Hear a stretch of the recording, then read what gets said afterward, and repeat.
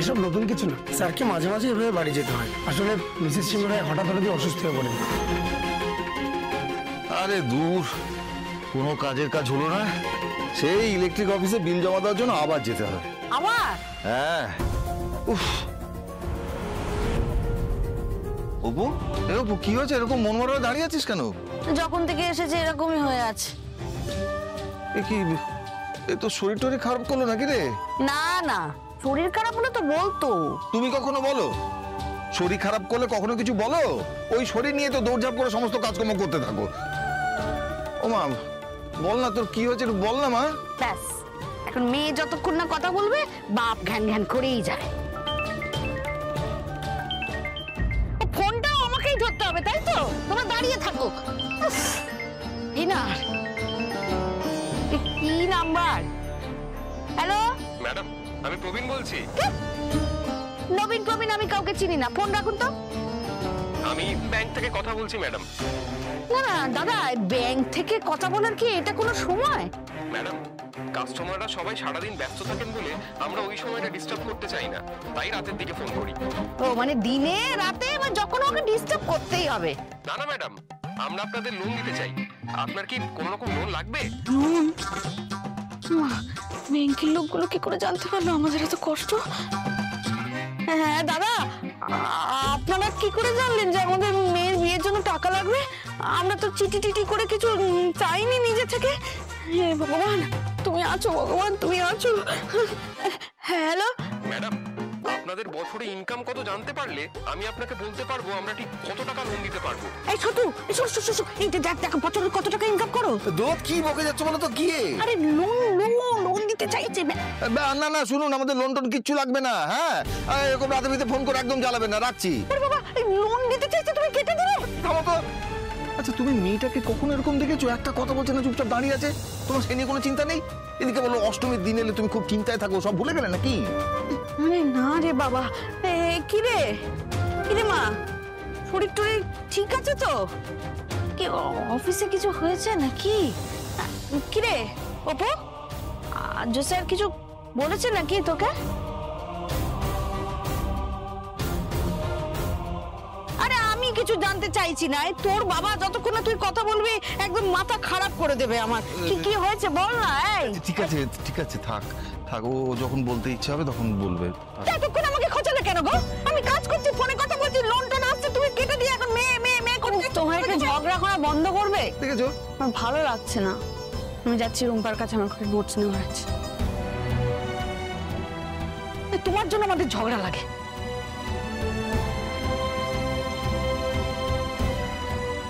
না, যেটা ভেবেছিলাম সেটা হয়নি। মনে হচ্ছে না আর্য স্যার এখনো অপুর সঙ্গে কথা বলেছে বলে।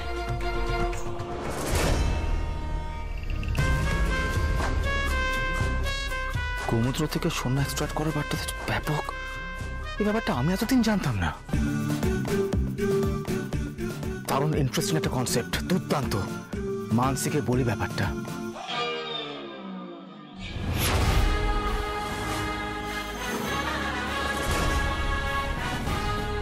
এইটা আমার বিউটি পার্লারের বিলের টাকা।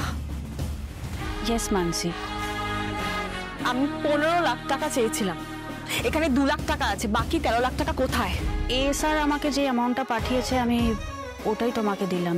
ফার্দার যদি কোনো কথা বলার থাকে প্লিজ কাইন্ডলি স্যারের সাথে বলে নিও।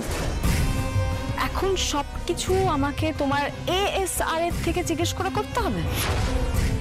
আমি তোমার মতো না মান্থলি স্যালারি হোল্ডার নই যে আমাকে সব কিছু ASR কে জিজ্ঞেস করে করতে হবে।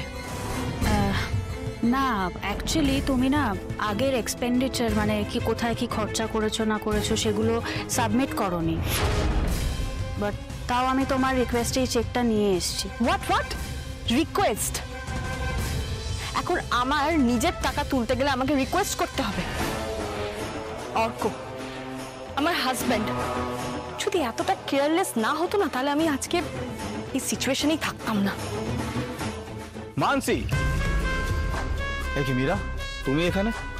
আমি চেকটা দিতে এসেছিলাম। গুড। গুড? কিসের গুড? একবার দেখো চেকটা, অ্যামাউন্টটা দেখো। এই টাকায় আমার হবে না, আমার আরো টাকা লাগবে। মানসি, লিসেন, আমি এমন একটা আইডিয়া পেয়েছি না, শুধু টাকা নয়, সোনা দিয়ে মুড়িয়ে দেবো তোমাকে। এটা দেখো, ভালো করে দেখো, বুঝতে পারছো? গোমূত্র থেকে সোনা এক্সট্রাক্ট করা যায়। জাস্ট ভাবো, এটা যদি আমরা একবার করতে পারি, সমস্ত ইন্ডাস্ট্রিকে আমরা ডমিনেট করব।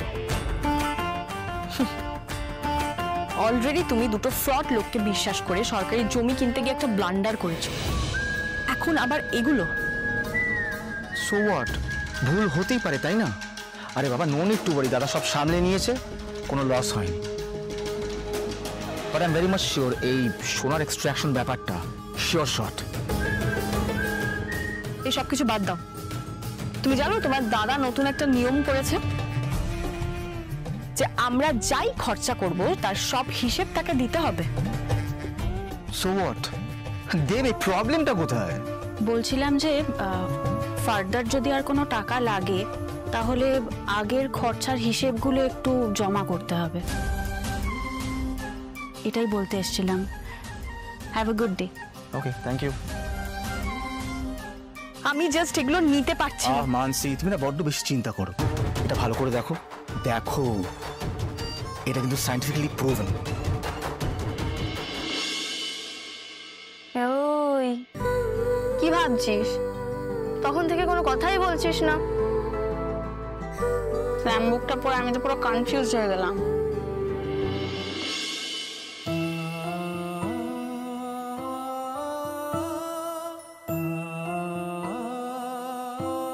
তোমার কিরকম ছেলে পছন্দ?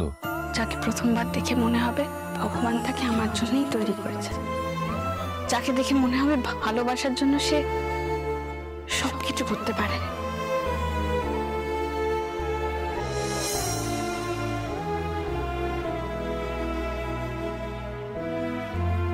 মানসিকে আজকাল সামলানোটাই মুশকিল হয়ে গেছে। স্থান কাল পাত্র কিচ্ছু দেখে না ও। আর অর্কটা হয়েছে সেরকম, কিচ্ছু বলে না মানসিকে। আর সেই জন্য ও ভেবে বসেছে যা করবে যা বলবে সবাই সব মেনে চলবে। তাও আমাকে একটু সমঝে চলতো, আর আজকে তো সকলের সামনে এত অপ্রস্তুতে পড়েছিলাম আমি।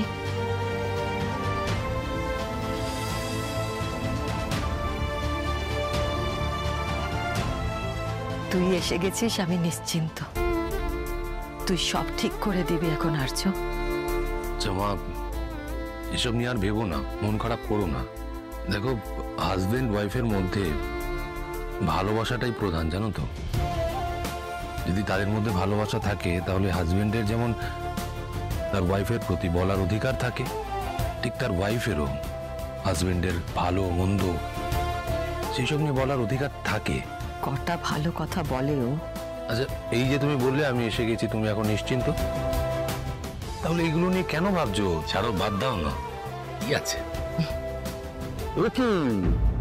এই মহামিলনে এখন চোখে জল। আচ্ছা, এটা কি আনন্দ আসছো নাকি এ স্যার এমন কোন রসিকতা করেছে যার জন্য হাসতে হাসতে চোখে জল চলে এসছে? এসে গেছেন রাম ভক্ত হনুমান। যাকে এসেই যখন গেছিস তখন আর কোথাও যাবি না, এখানেই দাঁড়াবি। যে আসবে দেখি হাত দে। হাত দিয়ে কি হবে? এসব কি? যা বলছি তাই কর, হাতটা দে। আচ্ছা, এটা কি ঠিক হচ্ছে? মানে সমস্ত ভালোবাসার আশীর্বাদ শুধুমাত্র রামচন্দ্র পাবেন, পাশে দাঁড়িয়ে থাকা ভক্ত হনুমান তার কপালে কি? তা কখনো হয়?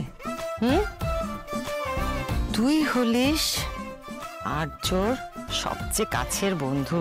তোর জন্য আর্য সুস্থ রয়েছে, সুরক্ষিত রয়েছে, তাই না? ভগবানের কাছে প্রার্থনা করি যাতে তোরা দুজন এইভাবেই থাকিস, ভালো থাকিস। ঈশ্বর তুমি ওদের ভালো রেখো।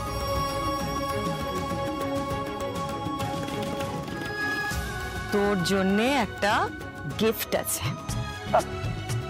ধন্যবাদ, ধন্যবাদ, অবশ্য ধন্যবাদ। তবে আপনার জন্য একটা উপহার রয়েছে, প্রাপ্তি রয়েছে। একদম মাথা দিলাম। হ্যাঁ, রাজনন্দিনী শাড়ি, খুলে দেখো। রাজনন্দিনী, যেদিন প্রথম এসেছিলাম এই বাড়িতে, এর সঙ্গে কত স্মৃতি জড়িয়ে রয়েছে। এর প্রত্যেকটা সুতোর টানার বুননে রয়েছে ওনার যত্ন, ভালোবাসা আর পরিশ্রম। তো আমাকে এটা গিফট করার আইডিয়া কার? তোদের দুজনের মধ্যে নিশ্চয়ই কোনো একজনের। না না না, আমাদের দুজনের এটা আইডিয়া নয়, কারোরই আইডিয়া নয় ইনফ্যাক্ট। তাহলে এই শাড়িটা তোমাকে যিনি দিয়েছেন, জানো মা, উনি খুব সহজ সরল একজন মানুষ। আমাকে এই শাড়িটা দিয়ে বললেন মিসেস সিংহ রায়কে দিতে, আর আমরাও নিয়ে চলে এলাম। তাই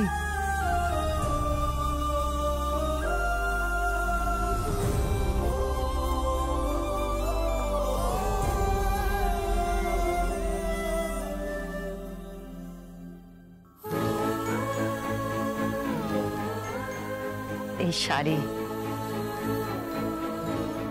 এই শাড়ির সঙ্গে জড়ানো সব কিছু আমাদের জন্য শুভ। রাজনন্দিনী, আমাদের রাজনন্দিনী। স্ল্যাম বুকটা পড়ে কনফিউজ হয়ে গেছিস মানে আমি বুঝলাম না। এখনো বুঝতে পারছিস? তাই নেই, পড়ে দেখ। আজ স্যার যেমন দেখতে সুন্দর, তেমনই স্যারের হাতে লেখাটাও সুন্দর। পড়েছিস ঠিক করে? ও হরি, উনি তো ম্যারিডাল স্ট্যাটাসের ওখানটা কিছুই লেখেননি। এই জন্যই এত ভাবছিস তুই? হ্যাঁ, যেটা লেখার দরকার ছিল সেটাই লেখেননি, ওটাই ফাঁকা রেখে দিয়েছেন। দেখি পুরোটা পড়ে। পুরোটা পড়ে দেখার কি আছে? পুরোটা তো পড়ার কোনো দরকার নেই। ওইখানটা দেখ না, ম্যারিটাল স্ট্যাটাসটা, ওটাই তো লেখা নেই। আমি তো জানতেই পারছি না উনি ম্যারিড কিনা। দেখ, সেটা লেখেনি মানে এখনো সব শেষ হয়ে যায়নি। কি? উনি এটা লেখেননি মানেই তো এখন একটা চান্স আছে।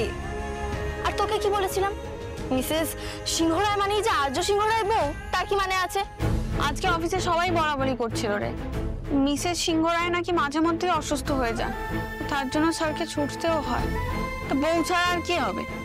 তুই না একটা কাজ করো, তুই দেখ আর্য স্যারের মাথায় কটা ঘূর্ণি আছে। মাথা দেখবো? আর্য স্যারের মাথায় যদি দুটো ঘূর্ণি থাকে তাহলে আর্য স্যারের দুটো বিয়ে হবে, তার মানে তোর একটা চান্স আছে। হ্যাঁ, সব সময় শুধু বাজে কথা, আমার ভালো লাগে না রুম্পা। দেখ, বিশ্বাসে মেলায় বস্তু, সুযোগ পেলে একবার আর্য স্যারের মাথাটা দেখবি, তাহলে আর কনফিউশন থাকবে না। দেখছিস আমার মুডটা ভালো নেই, তার মধ্যে তোকে ঠাট্টা করতেই হবে। হ্যাঁ রে, ঠিক আছে চল, নিজের জন্য না হয় আমার জন্য দেখিস, আমার খুব কৌতূহল লাগছে। পারিস।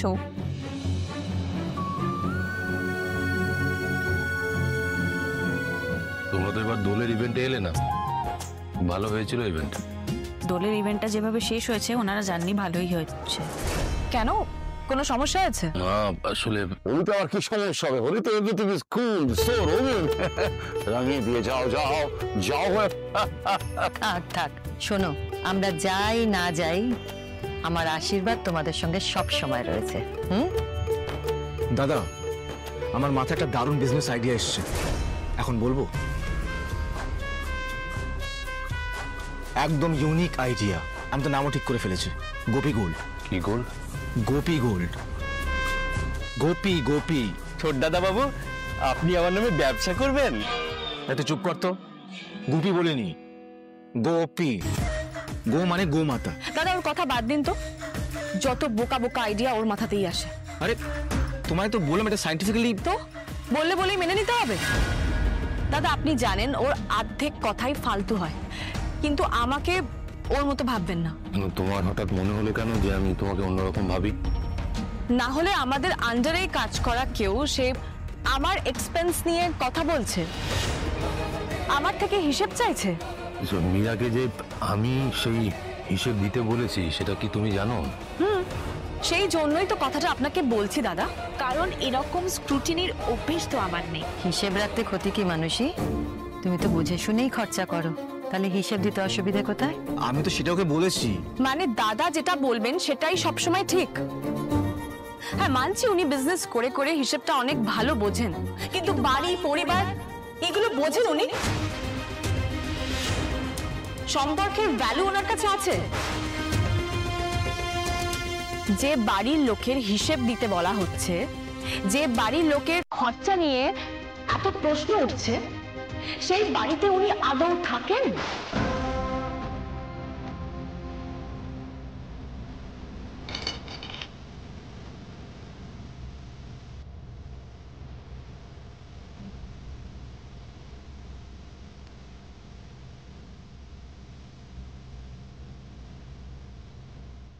সেই মানসিক তোমাকে বলে বলে বোঝাতে পারি না যে মানুষটা দিন রাত পরিশ্রম করেছে শুধুমাত্র আমাদের ভালো রাখার জন্য, তাকে এইভাবে সকলের সামনে তুমি আজ অপমান করলে, দুঃখ দিলে।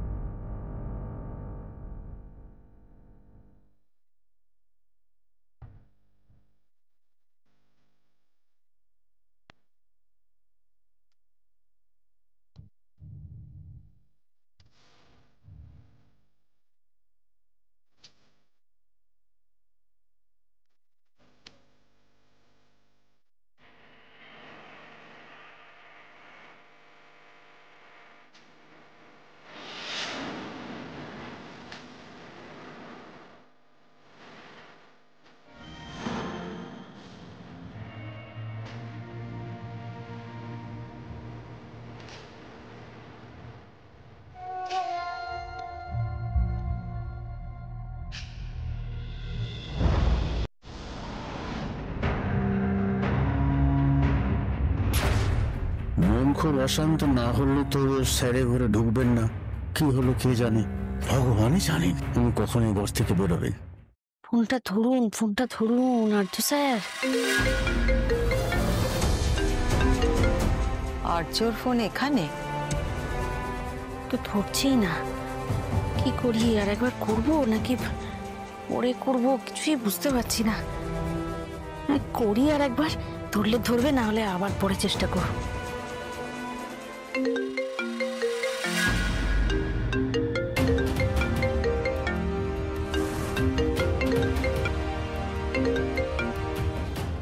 নমস্কার আর্য স্যার।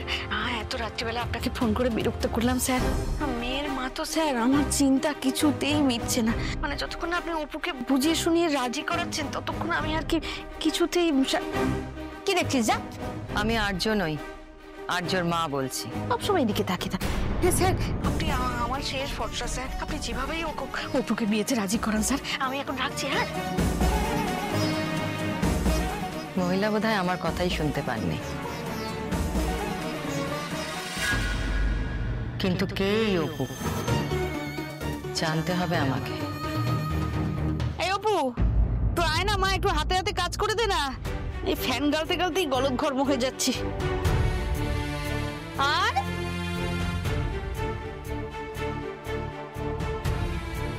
এই দেখো, না না না না, তোকে যেতে হবে না, তুই বস বস বস। আচ্ছা সুমি, আমি আছি তো, আমাকে বলো না কি করতে হবে। আরে বাবা, তুমি তো একটা কাজ করছিলে। সে এমন কিছু কাজ না, অপু সারাদিন খাটাখাটনি করে, একটু জিরোক না। না, আমি পারবো, আমি ঠিক আছি। না না, তুই ঠিক নেই, আমি জানি। অষ্টমীর দিন এলেই তুই বলিস যে তুই ঠিক আছিস, কিন্তু আমি জানি তুই একদম ঠিক নেই। ওই স্বপ্নটা তোকে একদম তিষ্ঠ হতে দেয় না, আমি জানি। সেই ওর সামনে কথাটা তুললো, লোকটাকে নিয়ে আর পারি না। আচ্ছা, আমি যদি কথাটা না তুলতাম তাহলে স্বপ্নটা দেখতো না, এরকম কোনো কথা আছে? সে ছোট থেকে দেখে আসছি, অষ্টমীর দিন এলেই কেমন মেয়েটার জ্বর আসে, ওই এক স্বপ্ন দেখতে থাকে আর ভয় পায়। প্রথম প্রথম তো আমরাও কিছু বিশ্বাস করিনি, কিন্তু এখন তো মনে হচ্ছে যে নিশ্চয়ই কিছু একটা কারণ আছে গো। কেন? মা ভৈরবীর দেওয়া ওই বিভূতি মাথায় দিতে তো ও ঠিক থাকে। আগের বার দেখলে না, ওই বিভূতি কপালে ছোঁয়ালাম, তারপর একটু শান্তিতে ঘুমোতে পারলাম। তুমি এক কাজ করো তো, ঠাকুরের আসনে বিভূতিটা আছে, নিয়ে এসে ওর কপালে লাগিয়ে দাও। মা থাক না এখন এসব। রোগের ওষুধ যখন জানা আছে, তাহলে চাগার দেওয়া অব্দি অপেক্ষা করবি কেন? হ্যাঁ, দাও দাও। এই যে বিভূতি নিয়ে এসেছি। বাবা, এতে কি আছে? এতে বিশ্বাস আছে রে মা। বিশ্বাসের উপরে সবাই আস্থা রাখে, কোনো প্রশ্ন করে না। এই তো যা, এবার হাত পা ধুয়ে নে, খেতে দিয়ে দি, খেয়ে নিয়ে শুয়ে পড়, দেখবি শান্তিতে ঘুম হবে।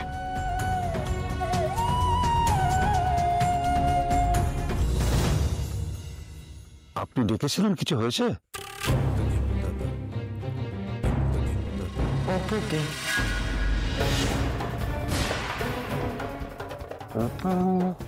কে মানে?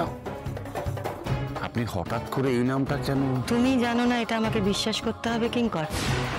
না, হ্যাঁ হ্যাঁ তাই তো, হ্যাঁ অপর্ণা বসু আমাদের অফিসে নতুন জয়েন করেছে, কাজ শিখছে সবে, কিন্তু তার কথা তো আপনার কোনোভাবে মানে। কি করে সে অফিসে, মানে কাজটা কি তার?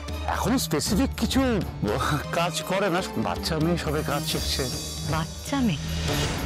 যে মেয়ে চাকরি করছে তাকে বাচ্চা বলা যায় না কিঙ্কর। না না, খুবই কম বয়স, এখনো গ্রাজুয়েশন কমপ্লিট করেনি। বাবা, পড়াশোনা শেষ না হওয়া, কাজ না জানা একটা মেয়ে এত বড় কোম্পানিতে চাকরি পেল কি করে? আর তাছাড়া আর্যও তো এরকম কোনো এমপ্লয়কে রাখবে না। আর্য তো যাকে তাকে চাকরি দেয় না। ব্যতিক্রম তো হয়ই, তবে এসআরের মনটা খুব নরম, তো মেয়েটার প্রতি একটা সিম্প্যাথি গ্রো করেছে। খুবই অর্ডিনারি ফ্যামিলি, খুবই নিডি, চাকরিটা পেলে ওর ভালো হয় সেই জন্যই। শুধু এটা তো হতে পারে না, আর্য এতটা গুরুত্ব দিয়েছে মানে নিশ্চয়ই ওই মেয়ের মধ্যে আলাদা কিছু আছে। আর্য কি মেয়েটার সঙ্গে প্রায় কথা বলে? অফিসে যেরকম কথা হয় আর কি। ফোনেও হয়? হতে পারে, মানে কাজ নিয়ে। শুধু কাজ নিয়ে? কাজ ছাড়া এসআরের লাইফে আর কি আছে? এই একটা না কাজ দিয়েছিল এসআর, সেটা করাই হয়নি, আমাকে ইমিডিয়েটলি যেতে হবে। ভেরি সরি, আমি পরে এসে। কিঙ্কর,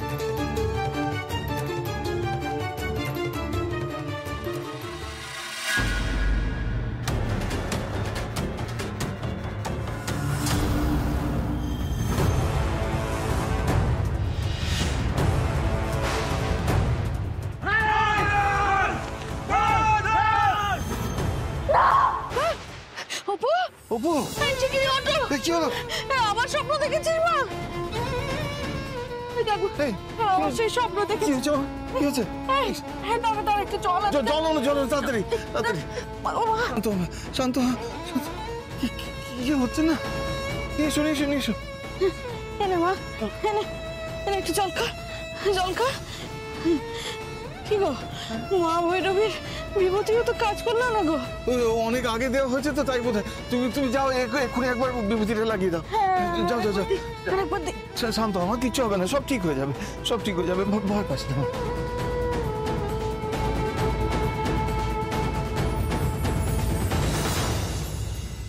এই তো এই তো এই তো এই তো, এবার ঠিক হয়ে যাবে মা।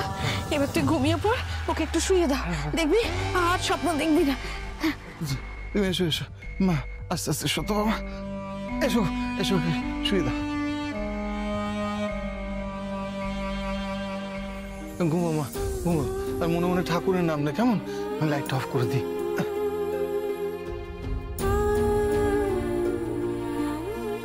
আজও এরকমটা হবে ভাবিনি গো। এই যন্ত্রণা থেকে কি মেয়েটার মুক্তি নেই?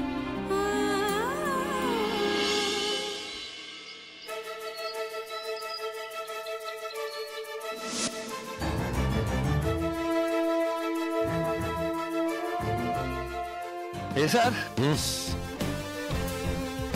তোমাকে তোমার মা কিছু বলেছেন? কি বলবেন? আর কাল রাত্রিবেলা আমাকে বেশ কয়েকটা প্রশ্ন করছিলেন তো, তাই। কি ব্যাপারে? অপর্ণার ব্যাপারে।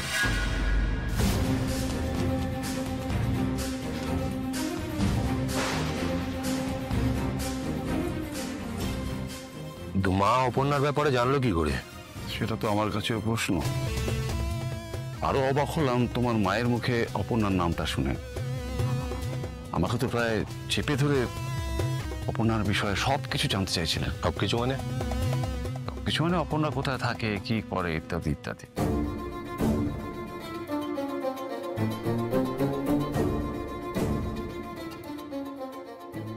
স্যার, তুমি বিষয়টাকে খুব ক্যাজুয়ালি নিচ্ছ।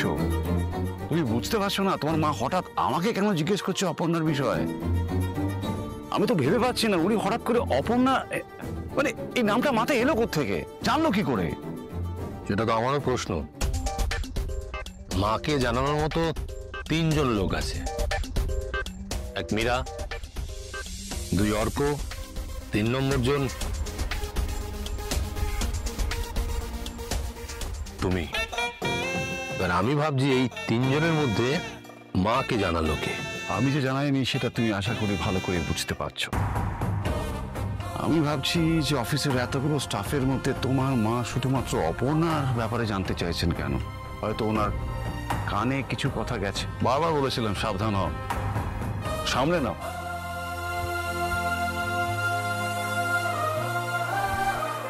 বিষয়টা কিন্তু আর অফিসের মধ্যে চাপা থাকবে না। কদিন পরে কিন্তু কানাঘুষো আরো বাড়বে। আর তুমি তো লোকজনকে চেনো, তারা যদি কোনো মুখরোচক খবর পায় সেটাকে তিল থেকে তাল বানাবে। আমার দায়িত্ব ছিল তোমাকে অ্যালার্ট করা, তাই করলাম। এবার বাকিটা তোমার উপর।